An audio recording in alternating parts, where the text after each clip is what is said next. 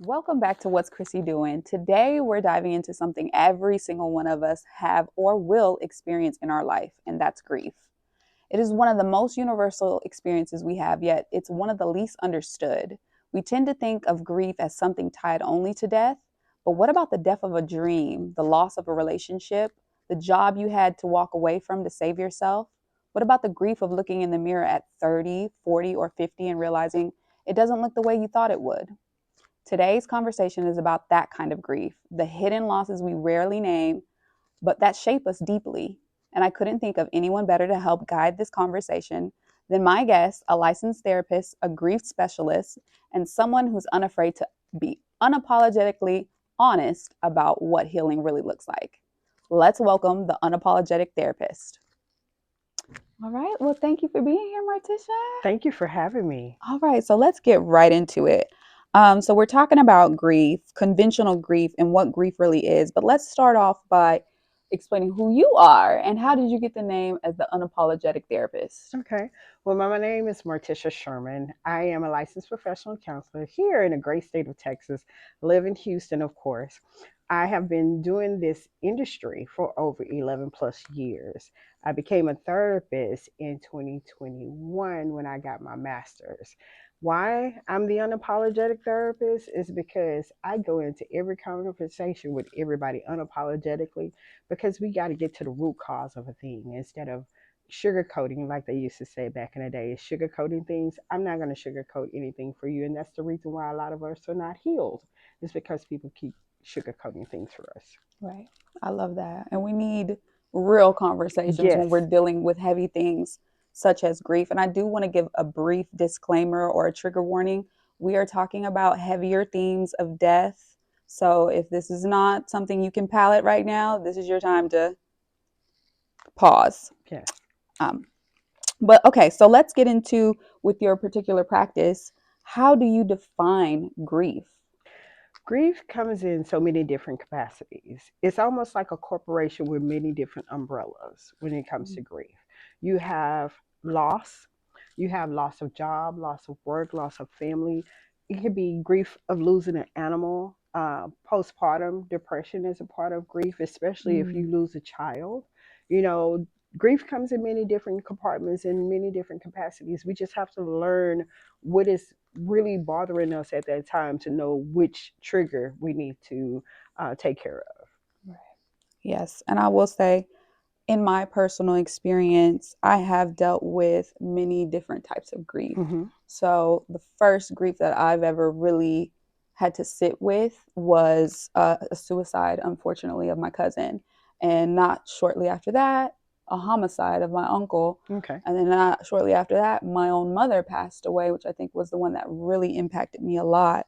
Um, with those different types of grief that I've experienced, can you, from your perspective as a grief counselor, why or how we lose someone, does that shape the grieving process differently? It does. I would have to say it truly does. It depends on the relationship that you've had with that person. Yeah. So, like you said with your mom, I can tell you, to grieve the best way possible when it comes to your mom, according to how your relationship was with her.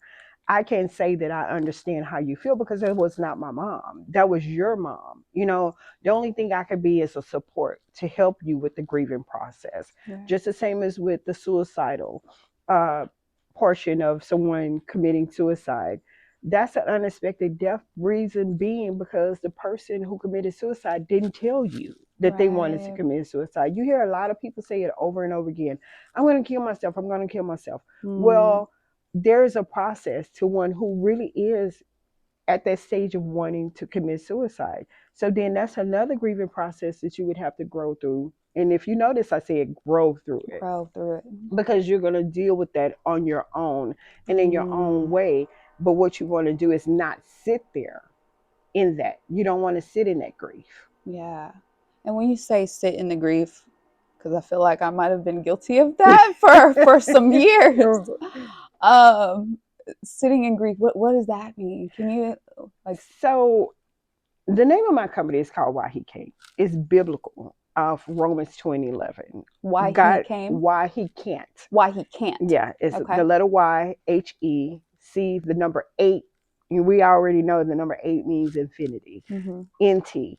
The Yeah. reason why that was created was off of Romans 2:11. God has no respect of person. The same way that he can help you process grief the best way possible and be there for you in that mourning process, the same way he can be there for somebody else. Because again, we're not taught. Nobody's ever taught how to deal with death. We Right. just know that, oh, we have a family member living, then that person passes away and you don't know how to process, especially if they've been in your life for a lengthy period of time. Yep.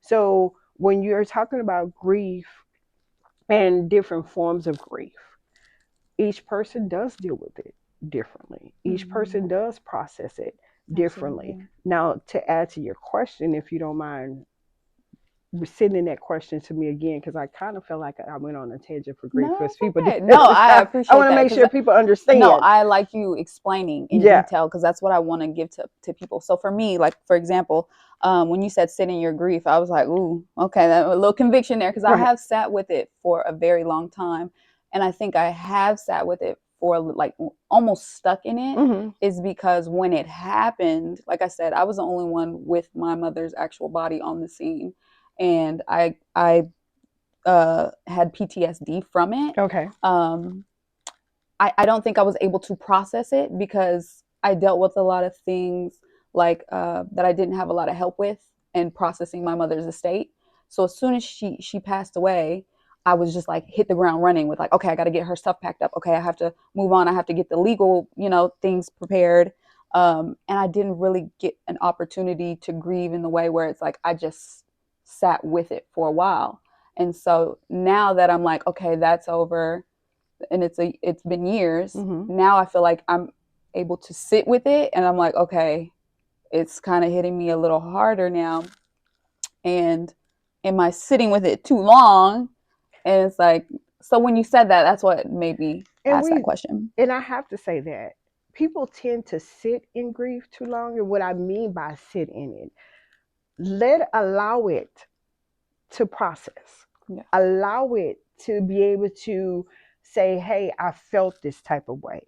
Give it a name, give it a title, and then bury it because you're going to continue to bury different things about going through Right. that grieving process. So when I say sit in it, I'm not saying, oh, just sit there and cry and somber and don't take time for life.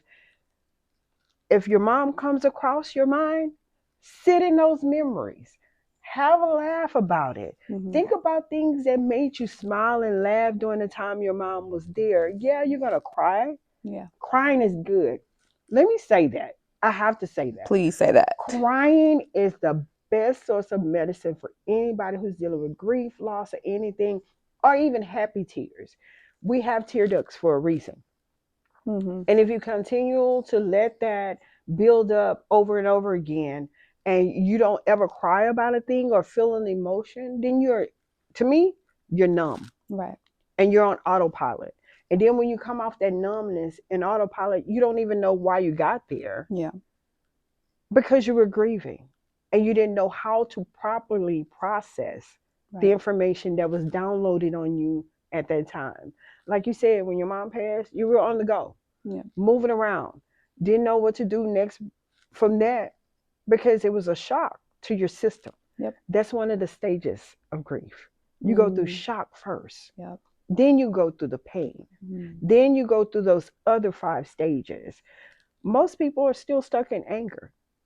Anger, and the other one that I see a lot of people stuck in is bargaining. Anger and bargaining. I'm angry because you left me, but then I'm bargaining why it couldn't be me. Yeah. And we're gonna get into more of that later on with some more in-depth questions. But and you said something briefly earlier that I kind of want to expand on. Okay. When it's unexpected, like say like suicide or a homicide, what makes unexpected death, like an accident or suicide, so much harder for people to process than a death we see coming? And is one even easier to heal from or recover from with grief? So let's bring some clarity to that statement. unexpected. Mm-hmm. Nobody here should ever not expect. You're alive. Mm. You are living. That is inevitable. People don't understand life is here. Death is inevitable. You're going to leave. How you leave, you don't know. When you leave, you don't know. The time or the place, and it's biblical. Right. We don't know the time, the place, nor Absolutely. the hour. But the mere fact of that person being a part of your life for the many years that they have, many months, whichever, makes an impact on you. So you're actually experiencing feelings from that impact that person made on your life. Right. For you, your mom. For you, your uncle. For you, your cousin. Why? Because how long were they here? The Very years that short. they were here impacted your life. Mm-hmm. So you're trying to process, how do I move forward with not having this person here to Right. constantly bring memories around that I can enjoy. But again, death is inevitable. We just don't know when. Right. That's why I try to explain these things because my son is 9 years old, but he's unfortunately experienced all of these deaths with me. Mm-hmm. And so naturally he has questions Yes. like, what's this? What's that? And I tried to explain to him, everybody has the same destination. Mm-hmm. We are all going to die. And I know that sounds very like heavy, Right. but that's all of our end is we're all going to die. Everyone. So and I think we're the least prepared for that because no one wants to talk about it. Well, that too. And on top of that, we're used to seeing the body. Right. You Mm-hmm. don't think about the memorable moments that you made, like a recording, like Right. filming a movie, the times that you spent with that person. Right. But you are so used to seeing the body of the human being. Yep. And you're not used to the fact that you're actually communicating with someone just the same as yourself, a spirit. Right. If we really want to get biblical about it. Because We some people can't say see. some people say they're not believers. It's okay Right. for you not to be a believer, but just know by fact you miss the physicality of a person. Exactly. That's what you're remembering. You're remembering the physical. Yep. I love that. Okay, so I want to move it along just a little, and we're going to talk about trauma with grief when Okay. it's layered with grief, Okay. So you're dealing with not only the death of the person, but the manner in which they died. Okay. So when a death is violent or preventable, like a suicide, um, or like a drunk driving accident, grief doesn't feel clean, if you will. There's anger, like you said, rage, sometimes even a need for justice. Mm-hmm. How do you help people process grief when trauma is so intertwined with it? There's layers to the death outside of just, oh, this person passed away of natural causes. It's like, no, someone else did this. Or how do we process that? So there's two different forms of processing because trauma within itself, you have to not tread lightly, but you want to make sure that you're covering those triggers that may bring back memories about the death of how that person passed away. Right. So when someone is experiencing such as a trauma, like you said with your uncle, the homicidal part, you're angry with the person who did it, but do you really know the root cause behind why they did it? You're angry with the fact of how it happened, but do you know the scenario, the story behind why it happened? And if the trauma is not addressed at the time, then you're going to have two different sessions that I have to deal with.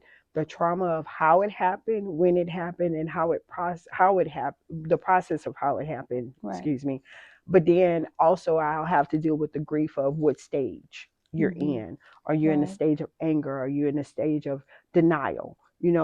Are you denying the fact of who murdered or who killed or how the process happened or why did their family member commit suicide? Are you angry? What's the pain level?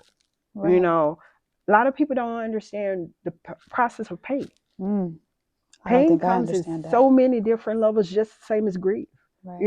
Is the pain realistic? Is the pain thought of? Did you make it up or something like that?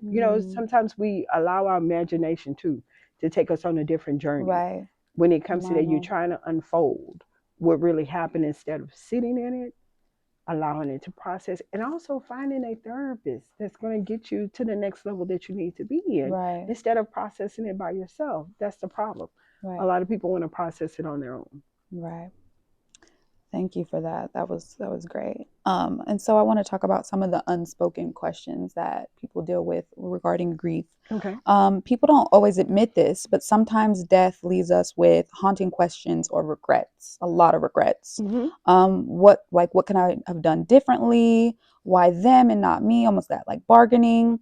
Can you talk about survivor's guilt and how someone begins to live with those questions? Survivor's guilt. Now, that within itself is a whole process because why are you guilty?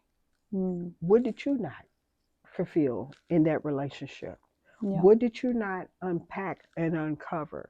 Was there some traumatic pain in the relationship prior to the death of that person? Hmm. What is it that would give you the guilt, to where you want to say, hey, why not me? You know, I've heard it for years, and I have to say these cliches. Yeah. I told you before, I'm a very uh, adamant cliche breaker. And you hear people say when people go to the gravesite and they're crying and they want to Hmm. jump inside of, I want to get inside of the casket. I want to, why not Hmm. me? Why not? Well, what was the unfulfillment of the relationship that you had with that person till you feel like that they can't go in peace? Right. What is it? Mm. What is it that you did not say Yeah. to that person before they left that now is haunting you and tormenting you Yeah. and causing you to want to say, hey, I need to go pull that person back up out of the grave because we need to have a conversation. So that's when you come to me. Hmm. We're going to have a chair conversation with that person. We're going to Guitar. sit down and we're going to do that experiment where we sit down in a chair. That person is not there in the presence, but they're there in the spirit. And we're going to have a conversation. We're going to write out some letters. We're going to write out some thank you letters. Some, I thank Mm. you for doing this part or being this part of my life. I thank you for, the gratitude. Right. Because you got to show gratitude for the person being there. There's one movie, and not to get on a tangent again, but there's No. one movie I always give to my clients. And it took me years to understand that movie. If you're an animation lover, it's called Coco. That actually hit home. That was like one of the last movies my son and my mom watched together. If people really looked at the movie Coco, it tells you how much that person just wants you to remember them. Yep. That's all. They just want Hmm. you to remember, have memorable moments. Like I tell people now, when you're with family members and you're out there, you don't always have to take pictures. Take pictures with your eyes and have those memorable moments to where if Yeah. something happens to them, you can sit back and laugh. You can sit back and just say, oh man, if you were here, we would do this. That's making memorable moments with them so they'll Right. know that you truly did care Yeah. and they made a great impact in your life. Mm. I get it about young women losing their moms. Actually, I lost my mom in Hmm. 2017. But what I did was before I knew, because my mom was sick, I Mm. made peace with my mom. I Mm. talked to my mom. The day she passed, I was the only person in that room with her. Mm. They went cold blue. You know what I said? Do I need to walk out? The nurse said Mm. no. I said, but I think I do. I Yeah. don't want to be in here because I need you to take care of my mom. Right. But before she passed, she told me to go to sleep. I told her, no, I need you to go to sleep. Not knowing that Mm. she was letting me know I need you to go to sleep because I don't want you to see me leave this way. Right. But I did. Did it hurt?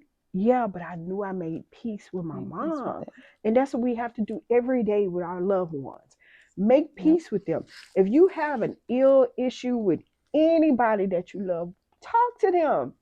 Simple conversation. Somebody got to be the bigger person. And if you're the bigger person all the time, so what? So what? So what? Be the bigger person. I love you.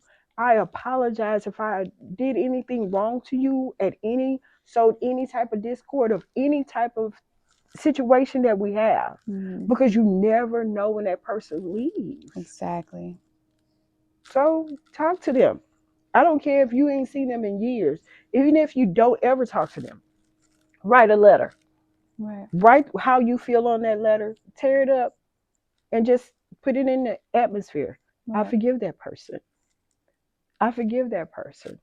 I forgive that person. Because we have to constantly forgive people over and over again. We want people to forgive us. Right. Why not? Absolutely. I love that. That was a good one. All right. So we're going to talk about rituals and healing. Okay.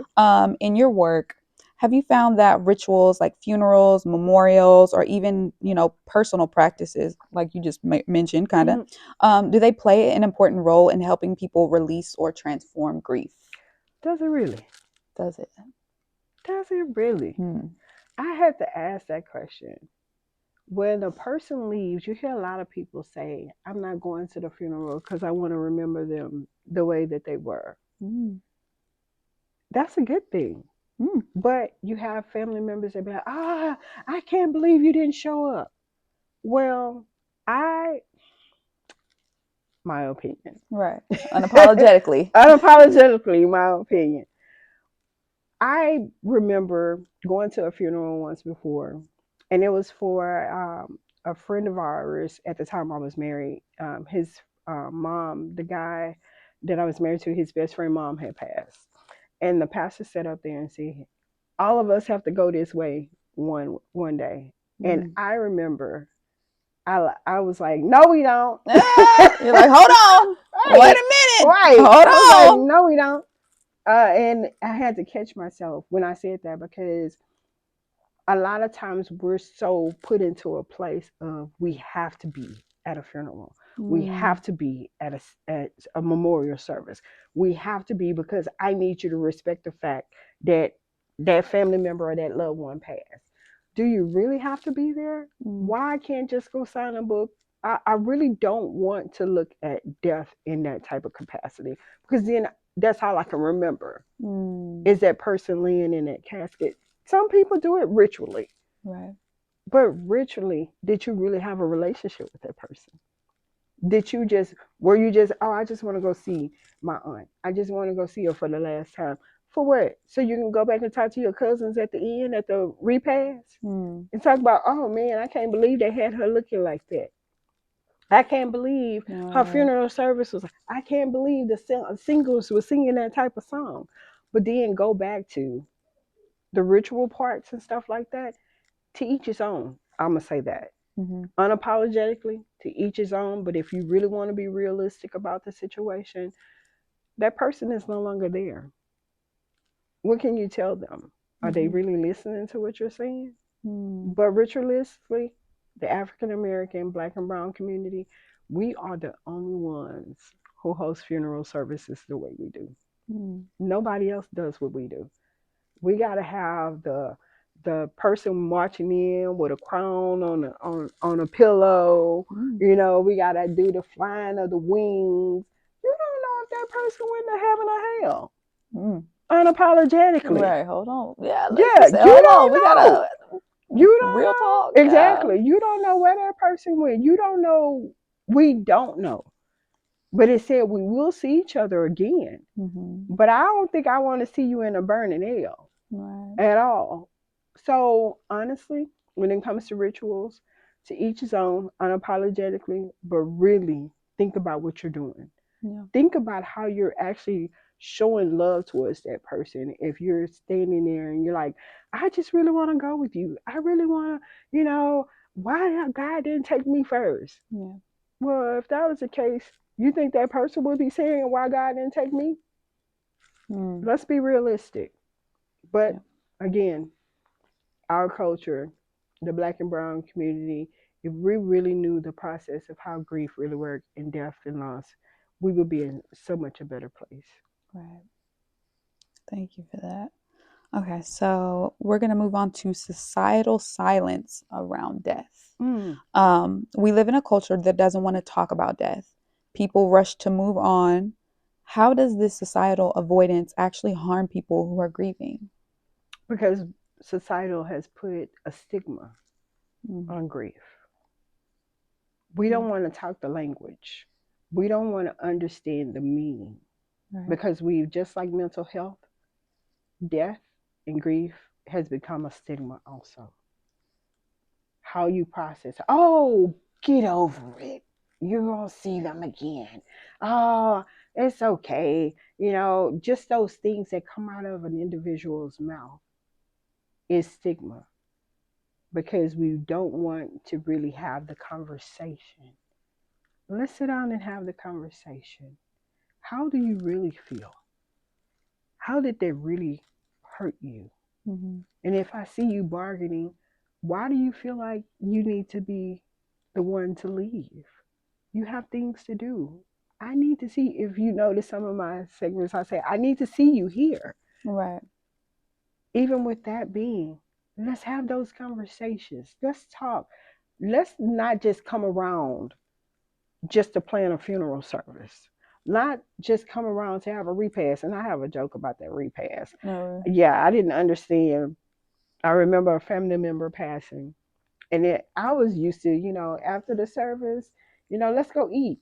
So don't shame me for this, but Hold on. Look. my cousin was like, "Yeah, we're gonna do a repass," and I said, What we doing after the service? We're gonna repass the body back through." I was like, "What are we doing?" They What was is like, a repass? "No, Look, it's food." some people don't know what that means at all. They really don't. I was stuck. I was like, What is a "Repass? What repass? is a repass?" And she was like, "That's when everybody get together." I say, "Well, I'm used to." After the service, we all just going to eat. Let's Right. go eat. But when you said repass, I was like, we repassing the body back. What are we Right. doing? What is I don't know that? what to I wonder where that. We gotta figure out where that stemmed from. exactly. I Mm, wanted to know where did that come from. right. I'm Repass. gonna have to do some research. Please Yeah. do, because I've been trying to figure out why we gonna repass. What are What you does that mean? repassing? Mm-hmm. What does the repassing mean? What are you repassing when you say repass? Mm-hmm. What are we doing? Interesting verbiage, I would But say. see, that's the thing. We come up with statements and these cliches, and then when we think about it, probably 20 years down the line, 10 or 20 years down the line, we're like, where did the word repass come from? Mm-hmm. What repass? Right. Yeah, No, I get it. Look, I'm gonna have to get it look for into me. that one Right, for sure. right, Yeah. right. Okay. So the next question is, why do you think society only associates grief with death? Because again, the stigma. That's how we know. Right. When we say grief, oh, death, oh, you're grieving the loss of this. No, grief can be the loss of a job. Society don't teach you about that. Grief can be the loss of a relationship. Grief comes with divorce. You go through stages of grief when you're Mm, dealing with divorce. absolutely. You're shocked for one, because it's like, oh man, I thought this was gonna be the person I'm gonna be with for the rest of my life. Yep. Pain kicks in. It's like, oh man, you start rehashing, you start reflecting, and it's like, Right. why did I not know? Why did I not see these signs? Why did I not grow through this? What is happening? Then you go Mm-hmm. into the anger. Oh, I'm mad. Had I known that person was going to be this way, I would have did this and I would have did that. Those stages. But Right. then some people actually don't experience all seven. Well, it used to be five stages. They Yeah. added on two more stages of grief. Mm-hmm. But with that, a lot of people really don't process all seven stages, no matter Right. what loss you've had. Mm, We all don't experience all seven right. stages of it. Okay. And what's one example of hidden grief that people don't even realize they're carrying, would you say? Ooh, Like, the grief of losing yourself. ooh, that's a good one. Y'all heard that? The grief of losing yourself. Yeah, the grief Wow. of losing yourself. Because a lot of times we're so, I want to say, overwhelmed and overstimulated with wanting to be perfectionists for everybody else Mm-hmm. till we lose ourselves. And Mm-hmm. then now you have to turn around, and that's where those letters come in. Oh, write a letter to your younger self. Write a letter to your teenage self. Write a letter to your adult self. But Mm-hmm. what can you really tell yourself when you never knew yourself during those times? Ooh. Ooh. Oh my goodness. Right. Right. That part. Yeah. Yeah. Yeah. And you hear a lot of men and a lot of women say, Oh, when I was in a relationship, I lost myself. Yeah. Did you even know yourself? Mm. That's why, honestly, I apologize that I didn't bring my book. We'll I'm plug it in. Yeah. self-published author, and the name of my book is Unconditional Love: One Woman's Journey to Spiritual Freedom.